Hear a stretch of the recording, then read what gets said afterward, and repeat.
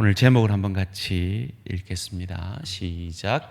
예수를 머리로 통일되어야 하는 영역 두 번째, 가정. 박정희 대통령도 인정했던 그 가나안 농군 학교에 가면 효도 10계명이라고 하는 글귀가 적혀 있다고 합니다.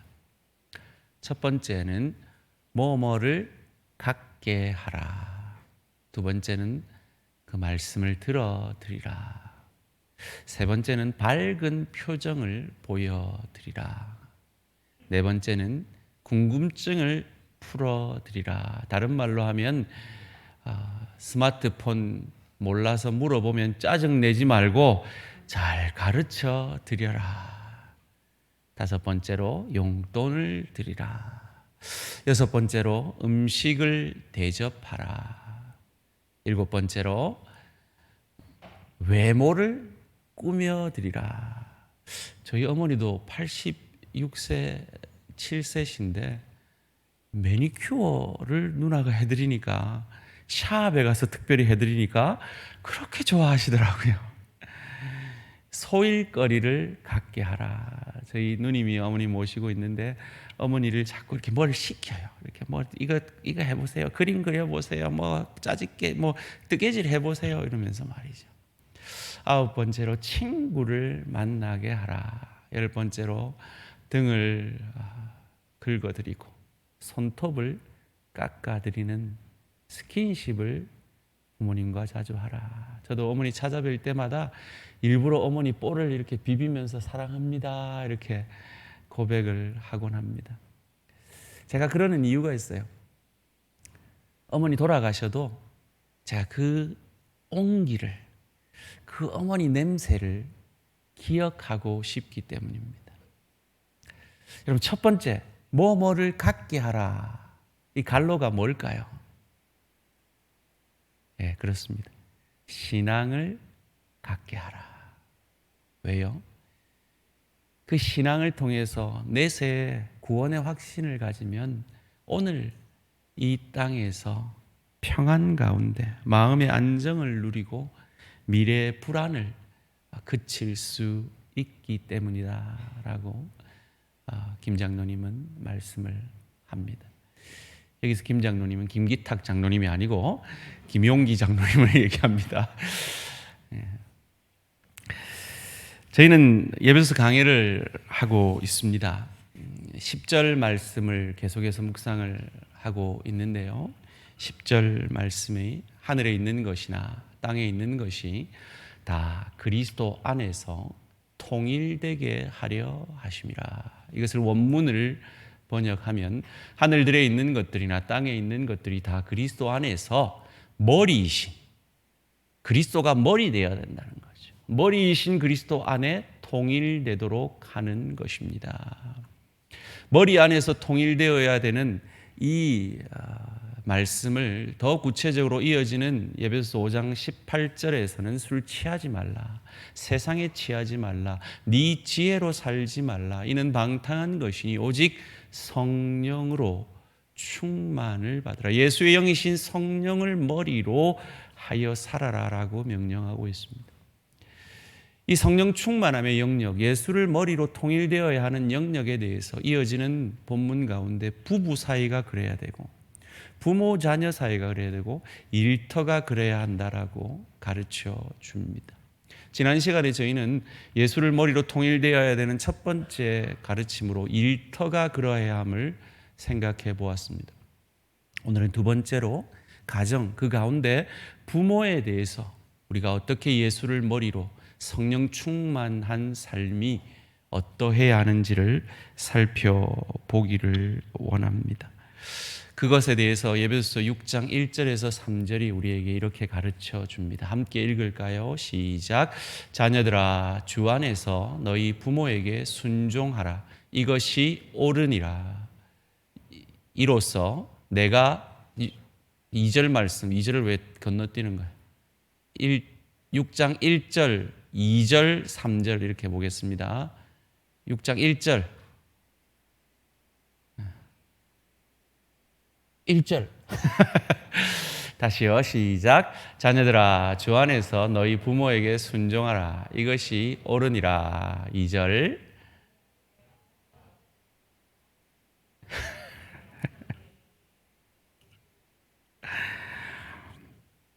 예. 부모에게 순종하고 부모를 공경하라라고 가르쳐 줍니다. 제가 예배서 강의를 준비하면서 여러 책을 그리고 설교들을 참조를 하는데요. 그 중에 좀 열심히 준비한다는 목사님들은 반드시 참조하는 책이 한 권 있습니다. 로이드 존스 목사님이 쓰신 엄청나게 두꺼운 예배소서 강해라는 책이 있습니다. 20세기의 최고의 설교자라고 불려지는 이 로이드 존스 목사님이 그 강해서에서 제게 참으로 충격적인 말씀을 하고 계셨습니다. 한 청년이 로이드 존스 목사님에게 결혼 주례를 부탁하러 왔습니다. 그 청년이 불신 가정에서 믿는 청년이었습니다. 그런데 그 청년에게 로이드 존스 목사님이 이렇게 말을 합니다. 네가 기독교식으로 결혼식을 내가 주례를 하면서 하는 건 좋다. 귀한 일이다. 그러나 네 불신 부모님이 결혼식을 마치고 피로연 때 술을 함께 그의 가족들과 친지들과 친구들과 나누기를 원하면 네 부모에게 순종하라 라는, 저는 충격적이었는데 우리 성도님들은 전혀 충격적이지 않는 눈빛으로 저를 쳐다보고 계신데 저는 충격적이지 않습니까? 여러분 생각해 보십시오. 대한교회에서 예식을 했습니다. 대한교회 4층에서 피로연을 합니다. 거기에 소주, 맥주를 갖다 놓는다고 생각해 보십시오. 과연 우리 당회가 이걸 허락을 할까요? 그런데 20세기 최고의 설교자라고 하는 로이드 존스 목사님은 네 부모가 네게 그것을 원하면 네 부모에게 순종하라고 말합니다. 네 신앙의 체면 때문에 그보다 더 고급한 명령인, 첫째 되는 명령인 부모 순종의 명령을 외면하지 말라라고 말씀했다는 겁니다. 여러분 어떻게 생각하십니까? 요즘 젊은 세대들은 부모 공경과 부모 순종에 대해서 말하면 이렇게 반문합니다. 부모가 부모다우면 공경하지, 순종하지 라고 말이죠. 일면 맞는 말 같습니다. 그런데 부모가 부모다우라는 말은 예배소서 6장 4절에 있고요. 부모에게 순종하라는 말은 예배소서 6장 1절 2절에 있습니다. 무슨 말입니까? 부모 순종이 먼저라는 겁니다. 부모가 부모다운 건 그 다음의 문제라는 겁니다. 포스트 모던의 영향과 오늘 이 땅의 권위자들의 실패로 인해서 마땅히 권위가 있어야 할 아버지, 어머니가, 교사가, 그리고 목회자가 권위를 잃어가고 있는 시대 속에서 우리는 살고 있습니다. 1차적으로 그 권위자들이 정말 통해자복하며 그 권위를 회복해야 하는 것이 사실입니다. 그럼에도 불구하고 하나님은 부모 순종과 부모 공경을 명령하실 때 그 어떤 조건도 달지 않고 계시다는 겁니다. 거기다가 로마서 1장에 죽을 죄인, 인간이 죽을 죄인인 것을 여러 것을 얘기하면서 그 중에 하나를 부모에게 거역하는 것을 죽을 죄로 말하고 있습니다. 디모데후서 3장에서는 말세의 징조에 대해서 얘기하면서 자기를 사랑하고 돈을 사랑하고 자긍하며 교만하며 회방하며 부모를 거역하며라고 말세의 징조에 대해서 부모에게 순종하지 않는 이 시대를 말하고 있다는 것입니다. 십계명도 인간에게 주는 가장 첫 계명인 오계명에 부모 공경을 말하고 있습니다. 어느 신학자가 이 십계명의 1차 수신자가 누구냐? 그건 아마도 오늘날의 30에서 50대의 자녀들일 것이다 라고 해석을 하더라고요. 왜 그렇게 해석을 하느냐 했더니 10대의 자녀에게 부모 순종을 1차적으로 말했다면 그 뒤에서 이어나오는 십계명이 네 남의 아내를 탐내지 말라가 아니라 남의 여자친구를 탐내지 말라 이렇게 했을 거라는 거죠. 아내가 있어야 돼요. 그리고 집을 가질 정도의 부가 있어야 돼요. 종도 누리고 소와 양도 있을 만한, 오늘날로 말하면 경제적 활동이 가장 활발한 30대, 50대가 부모 공경에 대한 1차 수신자일 것이다 라고 해석을 하더라고요. 일리 있는 말 같아요. 오늘 여기 30대, 50대는 대부분 여기 잘 안 계시고 아이들과 함께 온라인으로 예배를 드리고 있는데 기억하십시오. 왜 30대, 50대일까요? 30대, 50대는 경제적으로 가장 왕성하지만 또한 섬겨야 할 대상이 두 대상이 있기 때문입니다. 아래로는 자녀들이요, 위로는 부모입니다. 그들의 시간과 물질에 대해서 어디에 우선순위를 둘지를 선택해야 되는 순간들이 많이 있다는 것입니다. 그 순간에 부모 공경을 우선하라라고 성경은 우리에게 가르쳐 주고 있습니다. 그도 그럴 것이 2013년에 한국의 60대 이상의 부모들에게 물었어요. 네 자녀가 너를 봉양하느냐라고 물었더니 48%가 자녀에게 전혀 돌봄을 받지 못하고 있다라고 답했다는 겁니다.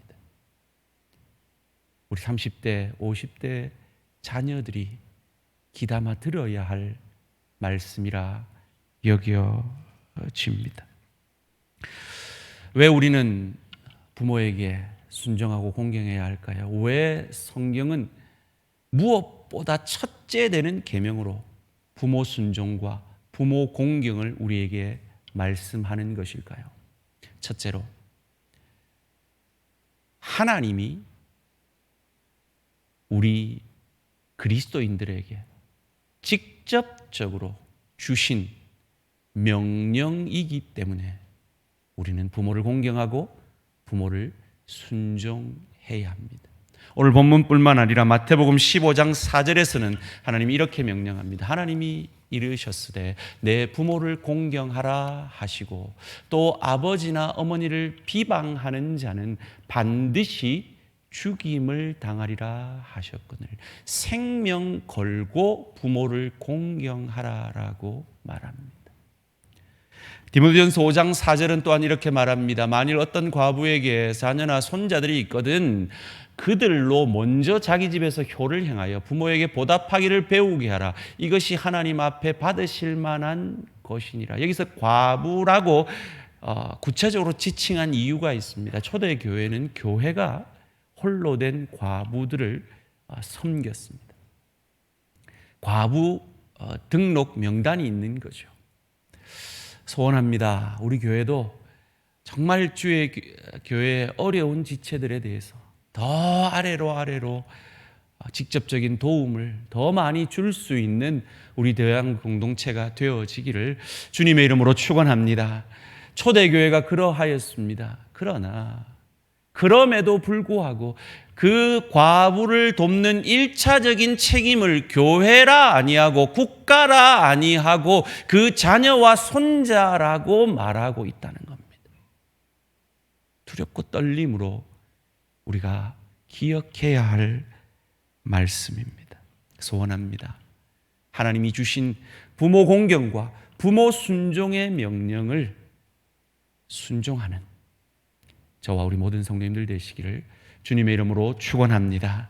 두 번째로 왜 우리가 부모를 공경하고 부모에게 순종해야 합니까? 그것이 하나님이 만드신 창조 질서이기 때문입니다. 오늘 본문 6장 1절 말씀입니다. 자녀들아, 주 안에서 너희 부모에게 순종하라. 이것이 옳으니라. 여기서 옳으니라라는 이 단어를 디카이온이라는 헬라어를 썼어요. 이 디카이온이라는 뜻은 본질적으로 옳은 것이다. 창조 질서 가운데, 자연 질서 가운데, 자연 법칙 가운데 본질적으로 옳은 게 부모에게 순종하며 부모를 공경하는 것이라는 겁니다. 이 디카이온이라는 단어가 쓰인 또 다른 성경을 찾아보니까요, 로마서 3장 10절에 의인은 없나니 하나도 없다. 거기서 말하는 의인의 디카이오스라는 단어를 쓰고 있습니다. 동일한 단어입니다. 제가 한번 여쭤보겠습니다. 여러분, 의인이십니까? 죄인이십니까? 훌륭하십니다. 여기서 죄인요 이란 분들은 대양가족의 삶 1기를 수료 안 하신 분들이고, 신분적으로요 수준적으로요 라고 반문하신 분들은 대양가족의 삶을 우수한 성적으로 수료하신 분들이라 사료되어 줍니다. 그런 의미에서 이제 곧 개강할 대양가족의 삶 2기에 꼭 수료하시기를 주님의 이름으로 부탁드립니다. 그렇습니다. 우리는 신분적으로는 그리스도 예수의 보혈로 의인되었습니다. 그러나 그리스도 예수를 닮아가는 수준적 구원을 이루어가고 있는 겁니다. 의인은 옳으니라. 뭐가요? 부모 순종이, 부모 공경이. 우리가 진정 신분적으로 의인되었다라면 부모 공경과 부모 순종이 마땅하다는 겁니다. 우리가 정말 수준적 구원을 이루어 가려면 부모 순종과 부모 공경이 우리에게 마땅하다는 것입니다.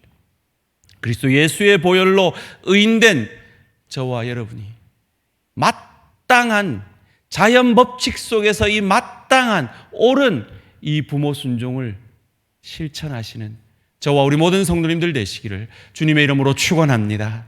마지막으로 왜 우리가 부모를 공경하고 순종해야 합니까? 부모님은 하나님이 우리에게 생명 주시고자, 우리를 구원하시고자 우리에게 허락하신 하나님의 대리인이기 때문입니다. 구약 10계명에서 내 부모를 공경하라 할 때 이 공경이라는 단어를 카베드라는 단어를 씁니다. 무겁다라는 뜻입니다. 여러분, 부모를 공경하기 위해서는 1차적으로 저희가 가져야 하는 마음가짐이요, 내 부모가 살아온 인생에 대한 무게를 인정하는 것입니다. 여러분, 우리 어린 시절에 참 많이 울었잖아요. 그런데 피눈물은 흘려본 적이 없잖아요. 왜요? 내가 피눈물 흘릴까 봐 나 대신 내 부모가 피눈물을 흘려주셨기 때문에 나는 피눈물 흘릴 일은 없었죠. 그런데 이제 시간이 지나면 우리도 피눈물 흘릴 때가 온다는 거예요. 그 부모님의 그 인생의 무게에 대해서 우리가 인정한다면 카베드, 무겁게 여겨 공경할 수 있다는 것이죠. 이 카베드라는 단어는 구약 성경에 4번밖에 안 쓰였어요. 2번은 10계명에서, 출애굽기와 신명기에 쓰였어요. 나머지 2번은 하나님을 공경하라 할 때 카베드라는 단어가 쓰였어요. 하나님과 부모를 동등하게 놓고 있는 것이죠. 레위기 19장 3절을 한 목소리로 읽겠습니다. 시작. 너희 각 사람은 부모를 경외하고 나의 안식일을 지키라. 나는 너희 하나님 여호와니라. 여기서 부모를 경외하라는 단어는 야레라는 히브리어인데요, 이 야레라는 단어도 그 어떤 신분들에 쓰여지지 않았어요. 선지자에게도, 제사장에게도, 왕에게도 쓰여지지 않았어요. 오직 하나님과 부모에게만 쓰여진 단어예요. 무슨 말입니까? 부모를 하나님의 대리인으로 내게 주었으니 하나님께 순종하듯 하나님을 경외하듯 내 부모를 경외하라 하는 것입니다. 그 부모를 통해 하나님은 말씀을 계속 그 자자손손 이어가셨기 때문입니다. 그래서 이스라엘 백성들은 하나님을 그냥 하나님이라고 안 했어요. 아브라함의 하나님, 이삭의 하나님, 야곱의 하나님. 내 부모를 통해 알게 된 하나님, 내 부모를 통해 배운 그 하나님이라는 것입니다. 그러기에 부모의 1차적인 책임은 내 자녀를 하나님께로 인도하는 것입니다. 자녀가 하나님 앞에 바로 서는 것은 교회의 책임도 아니고 교역자들의 1차적인 책임도 아니고 가장 1차적인 책임은 부모에게 있다라는 것입니다. 부모가 애들이 어릴 때는 피눈물 흘리게 안 해줄 수 있습니다. 제가 문득 저희 큰딸이 아기 때 한 3, 4살 됐나요? 장을 보러 가서 아빠가 온갖 종류의 그 이유식을, 저희 둘째가 어렸으니까 온갖 종류의 이유식을 다 뽑아가지고 입맛 짧지 않으라고 그냥 다 뽑아가지고 실는 걸 보면서 우리 3살, 4살 먹었던 우리 큰딸 주희가 이렇게 물어요. 아빠, 우리 돈 있어요? 아마 아내와 제가 돈 걱정을 하는 것을 아마 들었지 싶습니다. 애들한테 그런 염려 안 시켜주기 위해서 부모가 피눈물 흘렸잖아요. 그런데 부모가 언제까지 피눈물 흘리면서 보호해 줄 수 있나요? 여러분, 입시를 준비하는 여러분의 자녀들을 피눈물 흘리면서 준비할 때 어떤 도움이 되던가요? 같이 밤새줄 수는 있어요. 그런데 실제적으로 무슨 도움이 될 수가 있어요? 대학 가서 피눈물 흘리면서 공부하는데 무슨 도움을 줄 수가 있어요? 우리 승용 형제가 군대를 가는데 군대 갔는데 무슨 도움을 줄 수가 있어요? 취직하는데 어떤 도움을 줄 수 있고 가정을 이루어서 행복하게 사는데 부모가 어떻게 할 수가 없단 말이에요. 부모는 한계가 있어요. 부모는 그 자녀의 눈물을 닦아주기에 한계가 있단 말이에요. 그러기에 내 자녀를 한계가 없는 무한하신 하나님께로 인도하는 그 역할이 부모의 사명이라는 거예요. 나는 그 눈물을 닦아줄 수 없지만 군대에서 하나님을 의지하고 그 눈물을 닦아줄 수 있는 내 아버지 하나님, 가정생활을 하면서 어려움을 겪을 때 나는 어찌할 수 없지만 그 가정생활에 다시 한번 회복할 수 있게 해주는 그 하나님, 입시를 하면서 힘들어하는 그 자녀에게 힘주시는 하나님, 그 무엇보다 죽음이라는 인간의 가장 큰 두려움 앞에서 그 죽음을 이기신 그 하나님께로 내 자녀를 인도하는 하나님의 대리자가 부모이기에 우린 부모를 공경하고 순종해야 하는 것입니다. 여러분 기억나십니까? 에서가 팥죽 한 그릇에 장자권을 팔고 야곱의 속임수로 그 축복을 잃어버린 이후에 억울한 마음을 갖고 누구를 찾아갔습니까? 하나님을 찾아가지 아니하고 아버지를 찾아왔습니다. 왜요? 하나님이 축복 주시는데 왜 하나님 안 찾아가고 아버지를 찾아갔어요? 아버지가 축복의 대리자, 하나님의 대리자였기 때문입니다. 수십억의 인구 가운데 하나님이 택하셔서 내 아버지, 어머니를 통해 내게 생명을 주셨습니다. 생명을 주셨다는 그 하나만으로 우리는 내 부모에게 공경하고 순종해야 할 줄 믿습니다. 부모가 내한테 해준 게 뭔데? 세상 가장 악한 말입니다. 절대로 해서는 안 되는 말입니다. 그분이 여러분에게 생명을 주셨기 때문입니다. 우리에게 그 부모 공경과 순종의 모범을 보이시려고 예수님의 어린 시절 사건이 누가복음 2장에 기록되어 있습니다. 누가복음 2장 48절에 그의 부모가 보고 놀라며 그의 어머니는 이르되 아이야 어찌하여 우리에게 이렇게 하였느냐 보라 내 아버지와 내가 근심하여 너를 찾았노라. 이게 무슨 얘기인지 아시죠?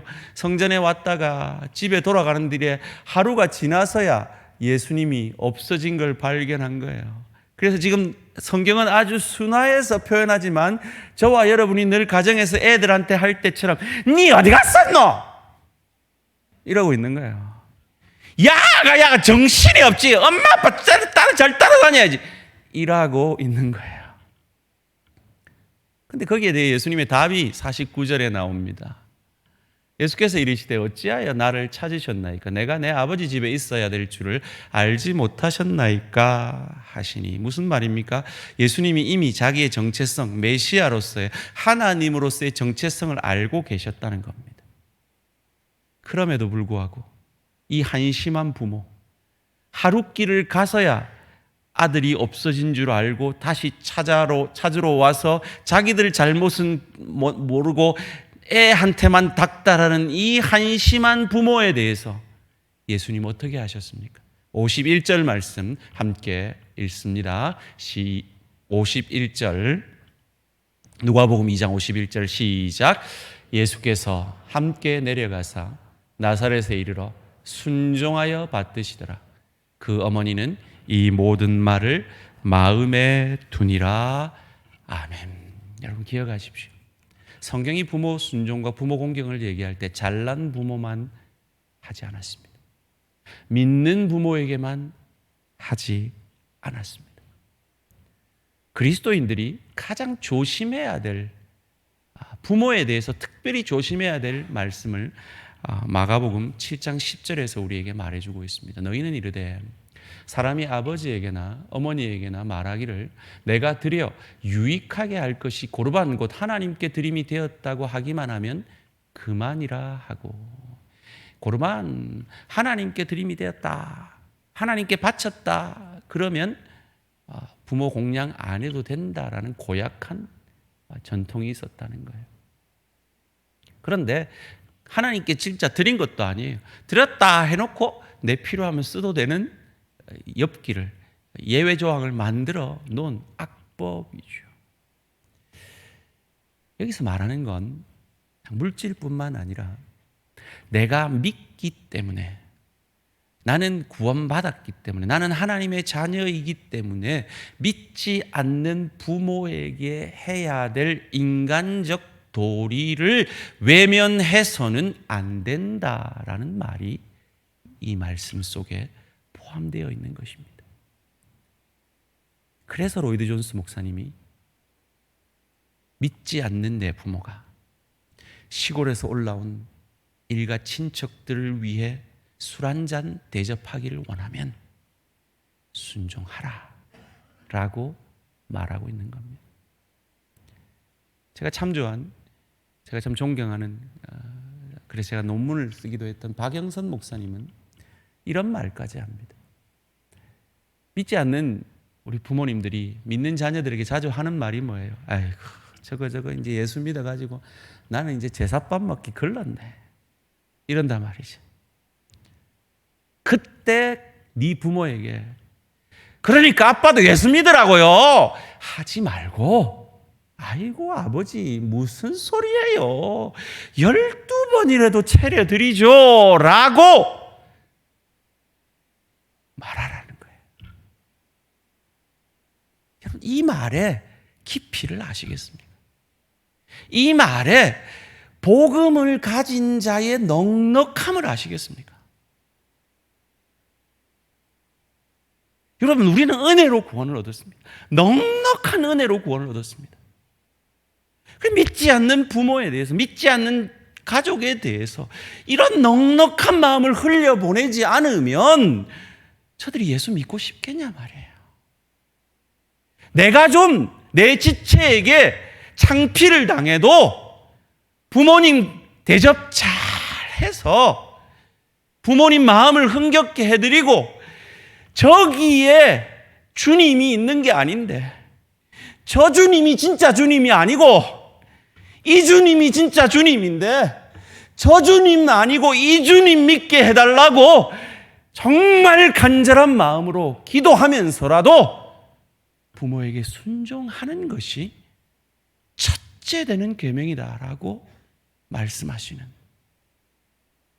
20세기 최고의 설교자의 말이 여러분 마음에 넉넉함으로 채워져서 여러분이 전도하기를 원하는 그 가족들에게 그 은혜의 넉넉함이 좁쌀 같은 그리스도인 아니고 그 은혜의 넉넉함이 믿지 않는 가족들에게 흘러감으로 은혜가 무엇인지, 복음의 넉넉함이 무엇인지 전해지는 저와 우리 모든 성도님들 되시기를 주님의 이름으로 축원합니다.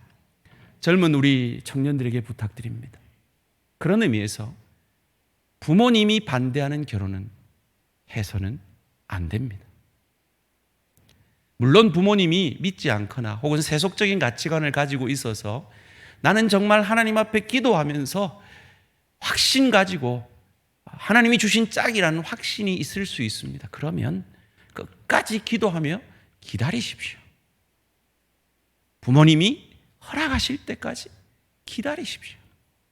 기도하며 기다리십시오. 그것이 하나님의 뜻입니다. 여기에 동의가 되지 않으시면 제가 한 목사님의 설교에서 들은 얘기를 전해드리기 원합니다. 중국의 석학 중에 오경웅 박사라는, 중국에서 이보다 더 학식이 깊은 분은 없다라고 여겨질 그런 분이, 믿는 분인데요, 이분이 믿는 아버지에게서 한 초등학교도 나오지 않은 처녀를 두고 결혼하라라고 명을 받습니다. 최고의 석학이 말도 잘 통하지 않는 초등학교도 나오지 않은 아내를 얻을 판입니다. 그런데 이분은 순종합니다. 그 제자들이 너무 궁금해서 박사에게 묻습니다. 박사님, 행복하십니까? 불편하지 않으십니까? 불만 없으십니까? 말도 잘 안 통하실 텐데. 그러자 이 오경훈 박사가 이렇게 얘기합니다. 하나님은 나에게 하나님의 대리인으로 아버지를 주셨고 그 아버지께 순종하라 하셨고 순종하면 복을 주시겠다 약속하셔서 나는 그 약속대로 행복하게 살고 있습니다. 눈에 보이는 아버지도 순종하지 못하면서 눈에 보이지 않는 하나님께 순종할 수 있겠습니까? 라고 말합니다. 사랑하는 성도님들, 순종한다는 건 내가 동의될 때만 하는 것이 아닙니다. 내가 동의되지 않을 때도 하는 것이 순종입니다. 물론 예외 조항이 있습니다. 부모에게 순종하지 않을 예외 조항이 있습니다. 부모님이 너 예수 믿지 마라, 그건 순종할 수 없습니다. 왜요? 그 일반 원칙, 부모에게 순종하라는 제1의 명령을 주신 분을 거스리는 일이기 때문입니다. 두 번째는 죄 짓는 일은 순종할 수 없습니다. 마찬가지로 일반 법칙을 주신 하나님께 반하는 일이기 때문입니다. 그럼 지금 속으로 그렇게 생각할지 모르겠습니다. 목사님, 그러면 술 마시는 거 죄잖아요. 그렇게 반문 안 하시나요?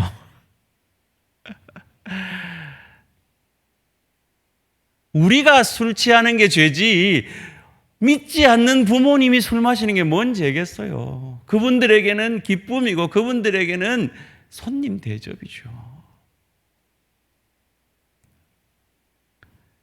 로마서 13장 1절을 함께 읽겠습니다. 시작. 각 사람은 위에 있는 권세들에게 복종하라. 권세는 하나님으로부터 나지 않음이 없나니 모든 권세는 다 하나님께서 정하신 바라. 여러분 이 말씀 아멘이십니까? 여러분 여기 권세는요 문재인 정부를 얘기하는 게 아닙니다. 로마의 그 악독한 정부를 얘기하는 겁니다. 그 악독한 정부에 순종하라고 말합니다. 하나님의 관심은 권력을 뒤엎는 일이 아니라 그 악한 권력 속에서 하나님의 사람들을 하나님의 사람으로 빚어 가시는 것이 하나님의 관심사이기 때문입니다. 혹 저와 여러분에게 못마땅하고 마음에 들지 않고 더 나아가서 악한 부모가 있을 수도 있습니다. 그러나 하나님은 넓고 깊고 크게 일하셔서 그 부모님을 통해서도 저와 여러분을 빚어 가신 것입니다. 그 부모님에 대해 순종하는 몸부림을 통해서 저와 여러분을 그리스도 예수 닮은 형상으로 빚어 가고 계시는 것입니다.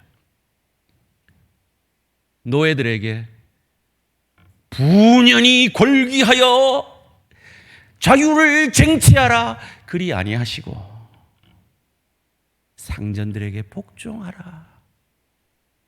그 복종을 통해 하나님이 이루시는 뜻이 그들 가운데 있었고 그들을 빚어 가시기 때문입니다. 하나님의 은혜는 크고 놀라우십니다. 하나님은 너무 넓고 깊고 크게 일하시기에 우리가 다 모르는 하나님의 은혜가 있습니다. 하나님의 계획이 있습니다. 그래서 내 눈에 하나님이 틀려 보여도 하나님 편을 드는 것이 믿음입니다. 내 눈에 이 마땅치 않은 부모에게 순종하고 공경하는 것이 틀려 보여도 그 부모를 내게 허락하신 하나님을 바라보며 순종하고 복종할 때 하나님 넓고 깊고 크게 일하실 것입니다.